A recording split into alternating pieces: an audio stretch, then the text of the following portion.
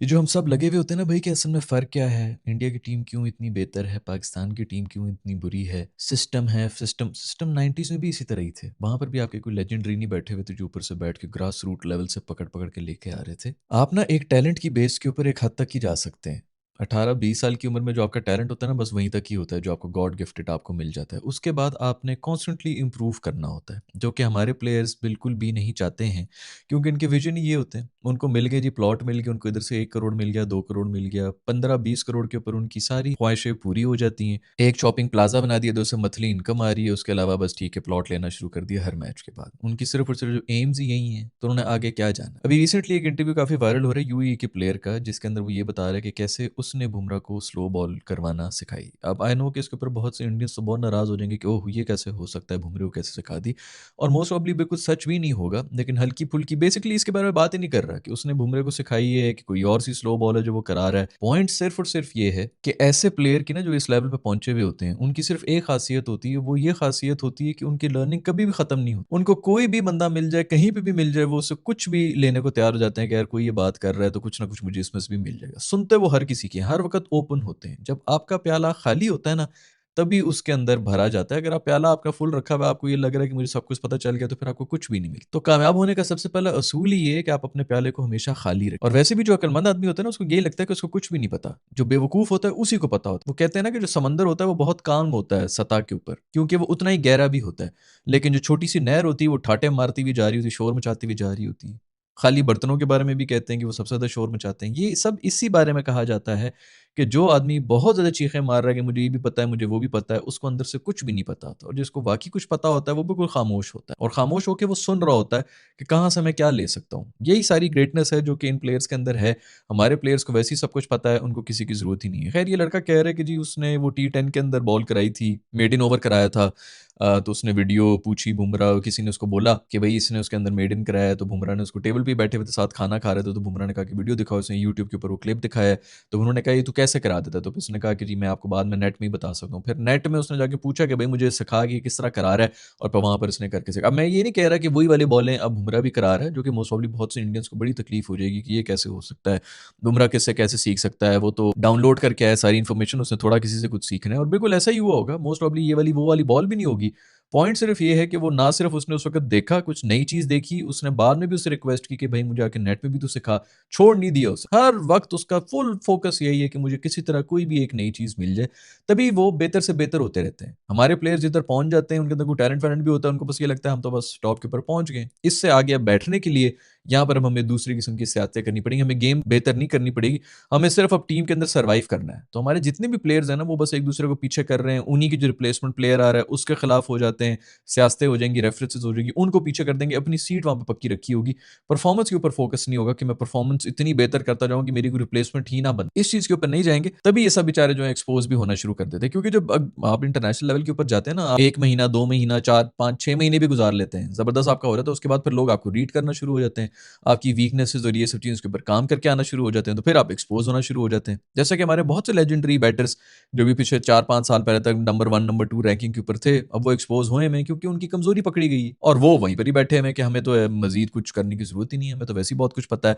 हम अगर उस इसी टेक्नीक के साथ वर्ल्ड नंबर 1 जा चुके हैं, तो हमें क्या ज़रूरत है, हमें कौन सिखा सकता है? तो जब आपका ये अप्रोच होगी ना, तो उसके बाद फिर आप वाक़ई आपको कोई कुछ भी नहीं सिखा सकता और आप कुछ सीख भी नहीं सकते। ख़ैर भई बुमराह वगैरह तक तो हम अभी आई डोंट नो अगली एक सदी में भी पहुँच सकते हैं कि नहीं पहुँच सकते। हमारे पास तो वैसे भी उनसे बहुत बड़े-बड़े बॉलर्स और बैटर आ चुके हैं, जिनको किसी से कुछ सीखने की ज़रूरत नहीं है। फ़ख़र ज़मान के बारे में बहुत सी न्यूज़ आ रही है, उन्होंने कल मेरे ख़्याल में मैच खेला, कल खेला या परसों मैच खेला है, जिसके अंदर वो फुर्तियाँ मार के धुन्नी के बल कलबाज़ियाँ खा के कैच पकड़ रहे थे और उसी से 1 दिन पहले, 2 दिन पहले जो है आकिब जावेद ने आके प्रेस कॉन्फ्रेंस में ये कहा था कि वो अनफिट है, इसीलिए हमने उसको ओडीआई सीरीज़ के अंदर नहीं भेजा। अब बहुत से लोग जो हैं वो आकिब को गालियाँ दे रहे हैं, बिल्कुल राइटली सो देनी भी चाहिए। मेरे ख़्याल में भी सबसे पहले किसी से सवाल होना चाहिए तो वो आकिब साहब से ही होना चाहिए कि यार तकरीबन 1 साल से हम तेरी बातें ही सुन रहे हैं। परफ़ॉर्मेंस तो मेरी जान टीम की कुछ हो नहीं रही और कितना हमने वेट करना है। ख़ैर लेकिन इस बात के ऊपर मैं उनको क्रेडिट इस चीज़ का भी दूँगा कि यार वो ओडीआई की जो सीरीज़ थी ना, उसको भी ख़त्म हुए हुए अब तो ख़ैर 3-4 दिन हो चुके हैं। वो उससे पहले की जो फ़िटनेस है उसकी बात कर रहा है। तकरीबन को 2 हफ़्ते पुरानी फ़िटनेस की वो बात कर रहा है। अब उस बात को 2 हफ़्ते गुज़र चुके हैं और ये रिहैब में भी थे एनसीए के अंदर फ़खर ज़मान भी। फ़खर ज़मान ने भी खुद ही कहा है कि मैं रिहैब में था एनसीए के अंदर। तो अब ठीक है, वो फ़िट होके आ गया होगा। ऐसी भी क्या कोई ये भी हो सकता है कोई पेचेस-वेचेस लग गए हों, कोई और दूसरी मूज़ी मर्ज़ हो,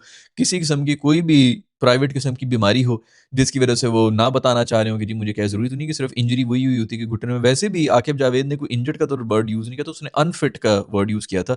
दिमागी तौर पे भी अनफिट हो सकते हैं, जो कि मोस्टली हमारे प्लेयर्स भी हैं। बट खैर, इसके ऊपर बहुत चीखमगुइयाँ हो रही हैं। लोग जो हैं वो कह रहे हैं कि नहीं भाई ये देखो कैसे कुलबाजियाँ खा-खा के कर रहा है। दूसरी तरफ बाबर भी जो है वो जब से उन्होंने ये कहा है कि वो अनफिट हैं, बाबर ने इंस्टाग्राम के ऊपर अपनी पोस्ट लगाना शुरू कर दी हैं। गोल्फ खेलते हुए भी जो उन्होंने अपनी पोस्ट लगाना शुरू कर दी हैं। बाबर भाई भी हर वो हरकत कर लेगा सिवाय परफॉर्मेंस करने के। तू चुप करा दे भाई, 3 साल से तेरे ऊपर बड़ी बातें आ रही हैं, तू आके मैच जिताना शुरू कर दे भई, मैच विनर बन जा। वो नहीं करनी।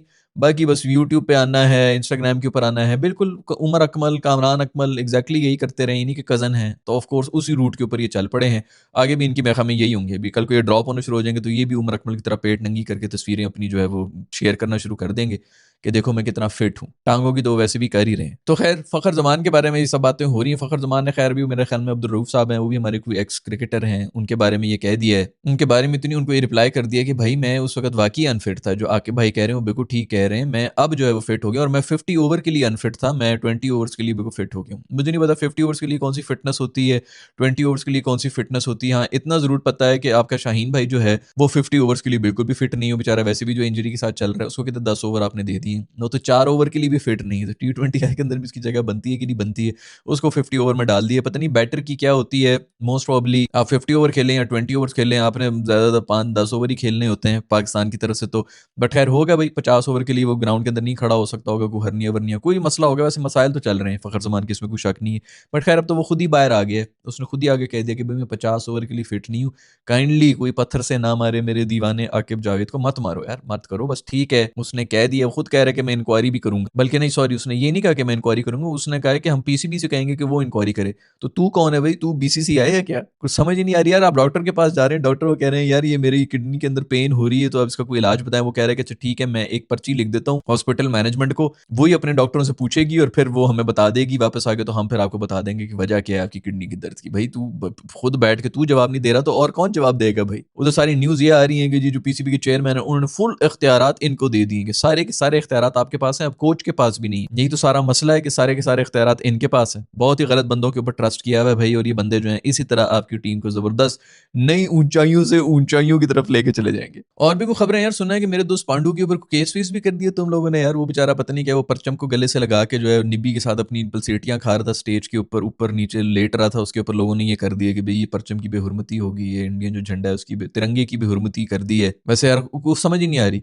ऐसे ऐसे कोई मेंटल लोग बैठे हैं, उनको समझ नहीं आ रही कि किस क्या कहाँ से कीड़ा निकालें, तो इस चीज के ऊपर निकाल दिए। अगला बंदा जो है पूरी दुनिया के अंदर आपका तिरंगा जो है उसको ऊपर कर रहा है। पिछड़ा वर्ल्ड कप भी उसने जिताया था, इसके अंदर भी आप उसकी परफॉर्मेंस देख लें। क्रंच मौकों के ऊपर आके, क्या क्रूशल मौकों के ऊपर आके वो परफॉर्मेंस देता है, झंडा जो है वो सर से ऊपर हो जाता है। ये इस चक्कर के ऊपर पड़ गए, सड़ गए। जरूर कोई सिंगल आदमी होगा जो इसी से सड़ गया कि ये क्यों खुश हो रहा है। वैसे यार आपस की बात है, हरकतें तू भी बड़ी हल्की कर रहा था पांडु। बहुत ही निब्बा निब्बी वाली हरकतें होती हैं पार्कों के अंदर, इधर उधर जो है ना, वो स्टेज के ऊपर लेटा हुआ था, ऊपर देख रहा है आसमान को। देखो इस मौके को फील करो, पता नहीं हम दोबारा ये कर सकेंगे कि नहीं कर सकेंगे। बहुत ही निबड़ी हरकतें कर रहा है यार तू। शादीशुदा हो चुका है, एक दफा तेरी शादी भी हो गई, उसके बाद में हमें कोई और भी गर्लफ्रेंड आई थी, अभी दूसरी भी गर्लफ्रेंड आ गई है।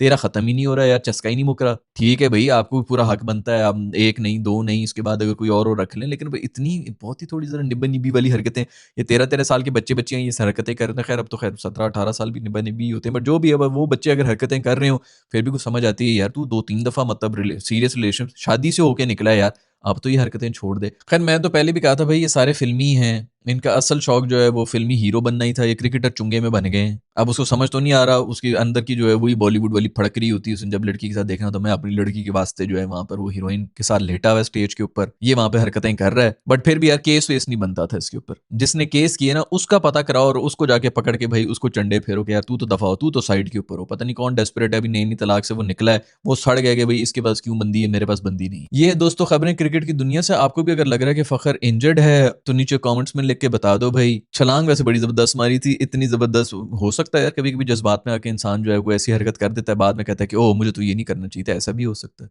अब ऐसा भी नहीं यार आके मासूम, ऐसे तो उसको सबसे पहले मेरे ख्याल में निकालना चाहिए, क्योंकि जो उन्होंने करना था ना, ये घूमेगी, स्पिनर नहीं खेल सकेंगे, इंग्लैंड हार जाएगी, फंसेंगे ये।